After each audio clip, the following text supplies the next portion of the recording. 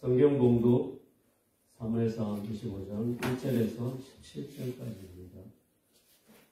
구약 451쪽 정도 있습니다.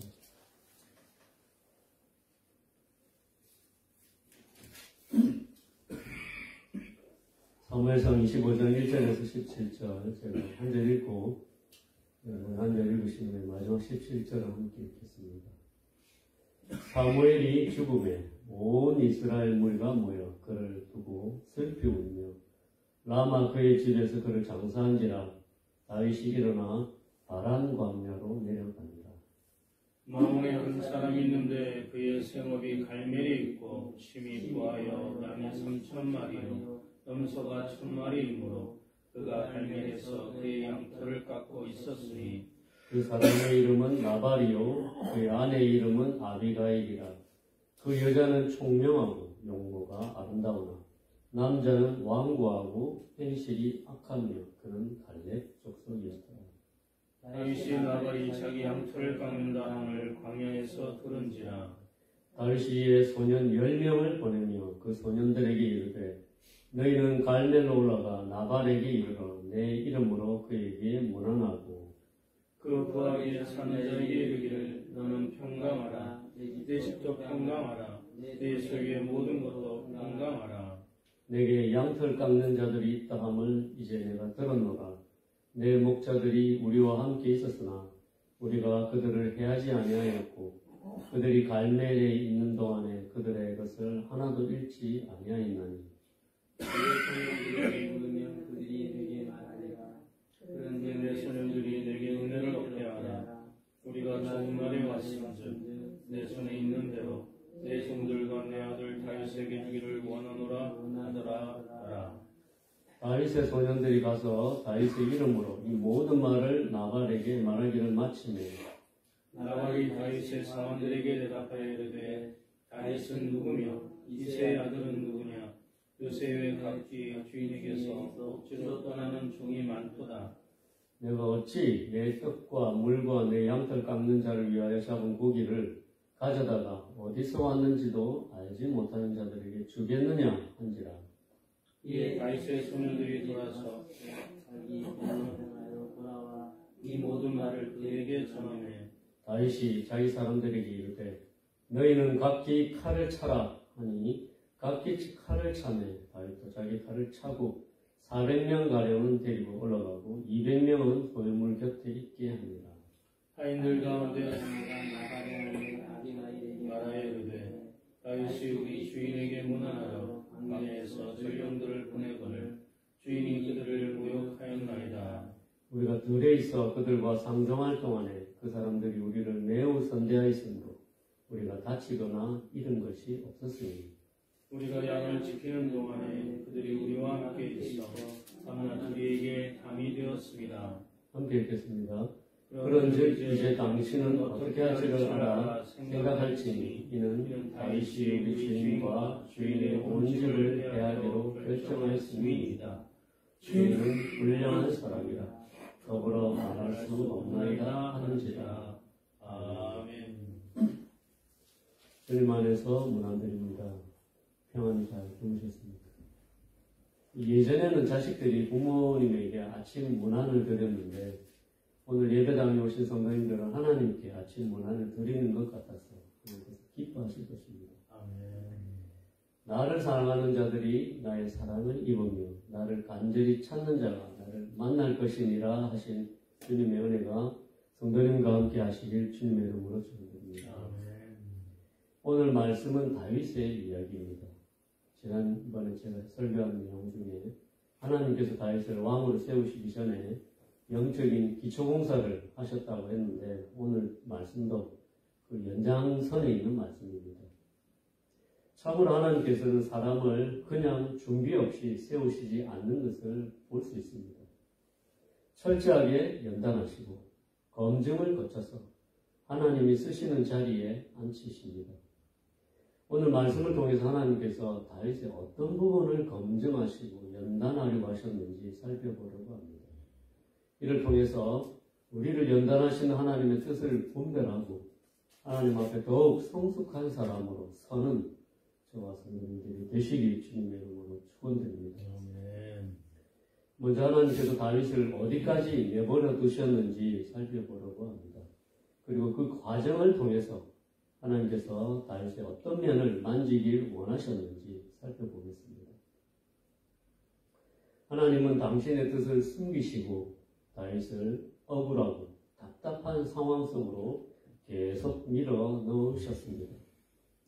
사울 왕에게서 도망 나온 다윗은 요나단과 이별을 하고 기브아에서 라마나요스로 또 거기서 노보로 갔다가 블레셋 땅인 가드로 갔다가 거기서 위험을 감지하고 미친 척을 하며 도망 나오기도 하고 아둘람 굴로 피신했을 때 그에게로 형제들과 환난당한 사람들과 빚진 자들과 마음이 원통한 자들이 모여들었고 그 수가 400명이 되었다고 했습니다. 그리고 기약 없이 떠돌아다니는 삶의 어려움과 또 사울 왕의 위협 때문에 모압으로 가서 부모님을 그곳에 모시고 그럼 다시 헤렛 숲으로 갔다가 그 일라 사람들을 구해주게 됩니다. 하지만 그들로부터 배신을 당하고 십광야로 피신합니다. 그런데 거기서도 십사람들이 다윗을 배신해서 마온 광야와 엔게디로 쫓겨갑니다. 거기서 사울을 죽일 수 있는 기회가 있었지만 하나님의 기름 부음을 받은 자를 죽이지 않습니다. 그런 와중에 오늘 본문 말씀처럼 사무엘의 죽음 소식을 접한 것입니다. 사무엘은 그가 가장 의지하던 영적 스승이었습니다. 그에게 기름을 부어 이스라엘이 왕이 될 것이라고 말해주었던 사람이 죽었으니 그는 초조했을 것입니다. 그런데다가 친구이며 조력자였던 요나단과 헤어졌기에 그의 곁에는 이제 아무도 없다는 느낌을 받았을 겁니다. 그래서 그는 사무엘이 죽었다는 소식에 누구보다도 슬펐습니다. 거기다가 그는 사울이 여전히 그를 찾아 죽이려 한다는 것을 알았기 때문에 사무엘의 죽음이 그를 더욱 두렵게 했습니다. 그래서 그는 주님께 묻지도 않고 그가 생각하기에 안전한 곳을 찾아서 가장 남쪽에 있는 바란 광야로 내려가게 되었습니다. 그런데 바란 광야에서 또 다른 문제에 봉착하게 됩니다. 바로 굶주림이었습니다. 광야에서는 말 그대로 아무것도 구할 수가 없었던 것입니다. 그가 안전하다고 판단하고 400명이나 되는 사람들을 거느리고 여기서는 600명이죠. 그가 간 곳은 척박한 땅이었고 농사를 지을 수도 없는 땅이었습니다. 그런 상황에서 다윗은 또다시 하나님께 묻지 않고 자신이 문제를 해결하기 위해 머리를 씁니다. 자신들이 머물렀던 마온이라는 지역의 유지인 나발이 양의 털을 깎는다는 소식을 알게 됩니다. 그 당시 유대인들은 목축업을 주로 했기 때문에 양털을 깎는다는 것은 마치 한 해 농사에 추수를 하는 것과 같았고 그때는 돈을 벌 수 있는 때이기도 해서 우리나라의 추석처럼 축제와 같은 시기였습니다. 이때를 기회로 삼은 다윗은 나발에게 식량을 요청하기로 합니다. 그리고 나발을 통해서 식량 부족 문제를 해결하려고 합니다. 오늘 말씀 2, 3절을 보시면 갈멜 사람 나발은 대단한 재력가였음을 알 수 있습니다. 양이 3,000이었고 염소가 1,000마리였다고 기록하고 있습니다. 이것이 어느 정도인지 알려면 시대적인 차이는 좀 있지만 욥기에 나오는 욥의 재력과 비교하면 쉽게 이해가 될 것 같습니다. 욥이 고난전에 양이 7,000이었고 낙타가 3,000, 소가 500결이, 암나귀가 500이었다고 기록하고 있습니다. 그리고 욥은 동방 사람 중에 가장 훌륭한 사람이었다고 기록하고 있습니다. 이 말은 욥의 재력 또한 동방 지역에까지 알려진 재력이었다는 말입니다. 욥이 동방에서 제일 가는 재력이었으니까 나발은 그보다 반 정도 되는 것이었으니까 상당한 재력이었다는 것을 알 수 있습니다. 이런 나발에게 다윗은 식량을 요청하게 됩니다. 이것이 다윗이 광야에서 식량 문제를 타개하기 위해 세운 그의 계획이었습니다. 다윗은 거듭거듭 하나님께 나가지 않고 자신의 생각을 따라 행합니다. 이런 다윗을 따라 문제가 거듭거듭 따라다닙니다. 이때 하나님은 다윗의 어떤 면을 다루고 계셨을까요? 저는 하나님께서 다윗의 자존심을 만지고 계셨다고 생각합니다. 다윗이 어떻게 했는지 먼저 살펴보겠습니다. 다윗은 식량 문제를 해결하기 위해 나발에게 소년 10명을 보냈다고 했습니다. 그리고 다윗은 직접 가지 않고 소년들에게 자기 이름으로 나발에게 문안하라고 합니다. 여기서 다윗의 마지막 자존심이 느껴집니다. 600명을 먹이는 것은 쉽지 않습니다.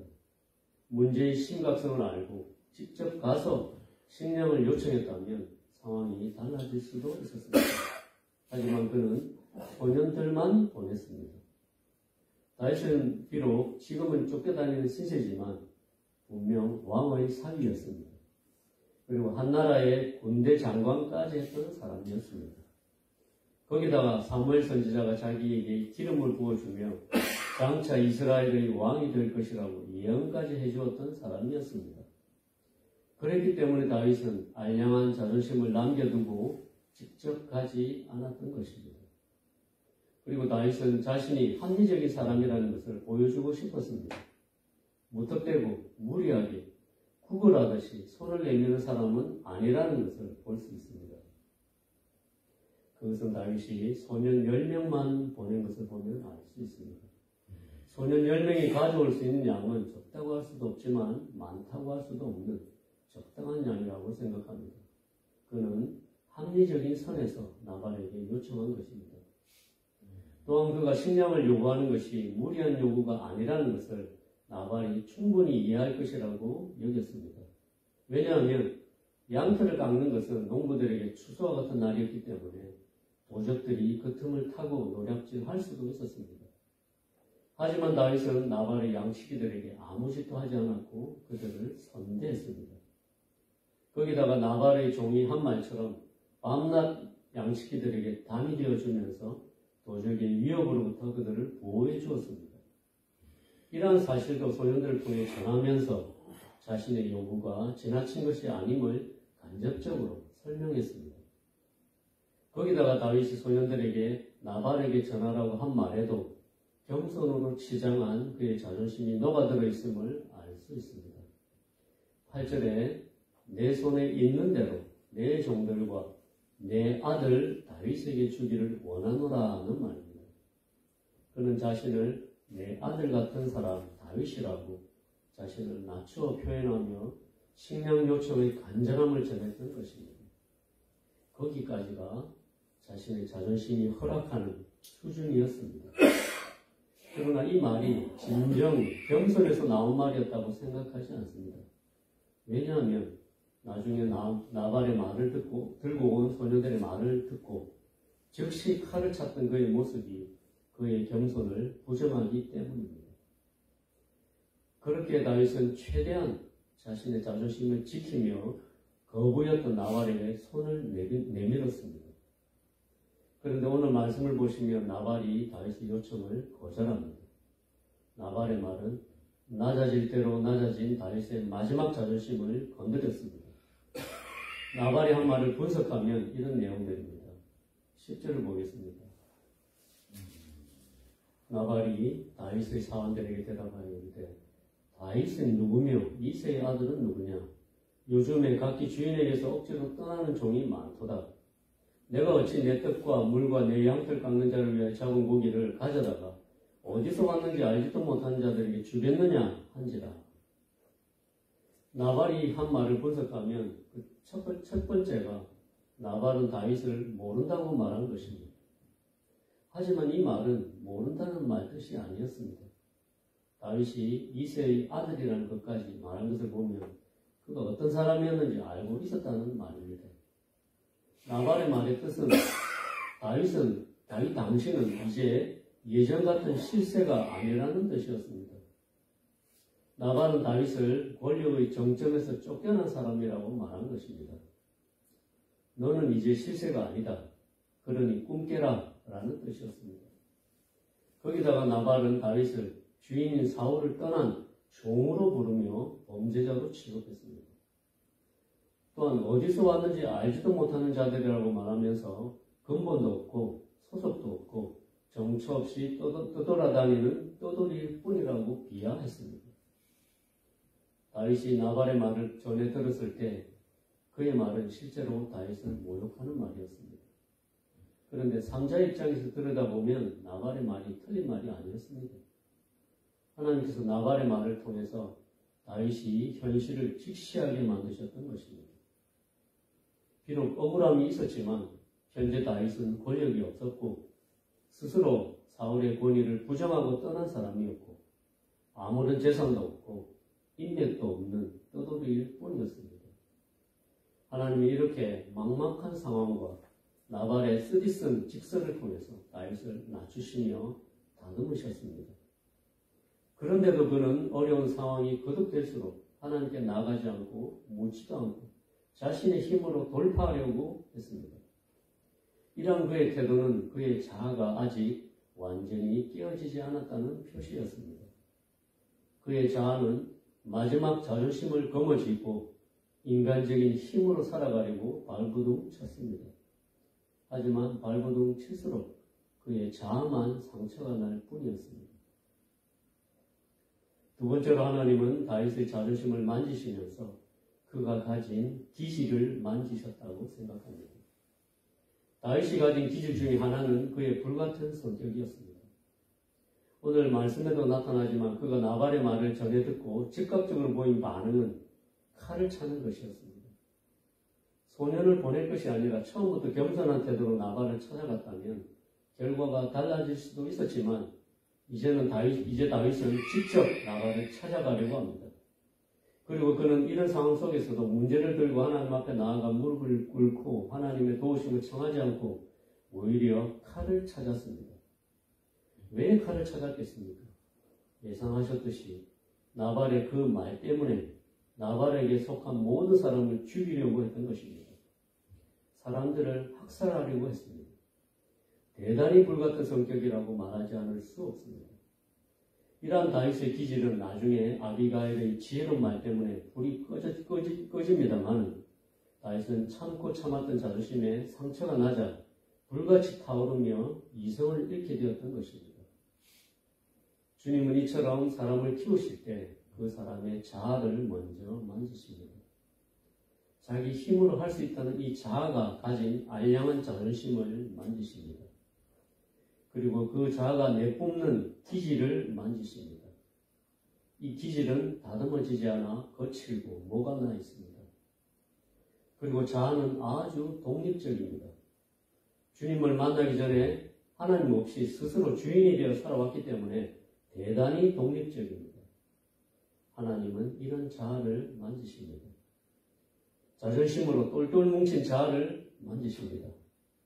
불같거나 차가운 돌 같거나 무감각하고 거칠고 모난 자아의 기질을 만지십니다. 나를 떠나서 너희가 아무것도 할 수 없다고 하신 예수님의 말씀이 도무지 귀에 들어오지 않는 독립적인 자아를 만지십니다. 다윗은 하나님이 쓰시는 왕이 되기까지 광야 생활 10년을 통과하며 연단을 받았습니다. 하나님은 우리들도 이렇게 다듬으십니다. 아마 10년은 기본일 것입니다. 저는 주님을 믿은 후 거의 30년이 걸린 것 같습니다. 아직도 부족하지만 그래도 다행히 하나님이 무엇을 만드시는지는 알고 있습니다. 우리를 그리스도 안에서 믿음의 장성한 분량이 되기까지 포기하지 않으시고 오늘도 말없이 동행하시는 주님을 묵상하시면서 주님의 뜻을 잠잠히 따라가는 저와 성도님들이 되시길 주님의 이름으로 축원드립니다. 아멘. 함께 기도하겠습니다. 하나님 아버지, 불순종의 죄로 점철된 저희의 삶을 보시면서도 포기하지 않으시고 그리스도의 형상이 우리 가운데 나타날 때까지 참고 인내하시며 감사를 드립니다. 주님의 선하신 손길을 따라 우리의 내면에 자존심으로 무장한 자아가 끼어져서 주님이 원하시는 그리스도의 인격이 우리 내면에 형성되게 하여 주시옵소서. 우리를 연단하시는 주님의 손길에 우리를 온전히 맡기고 고집스럽고 차갑고 불같은 기질이 다듬어지게 하여 주시옵소서. 주님을 떠나 살아가던 독립적인 자아가 죽고 주님을 믿고 신뢰하며 주님과 동행하는 삶을 살아가게 하여 주시옵소서. 예수님의 귀하신 이름으로 기도드렸습니다. 아멘.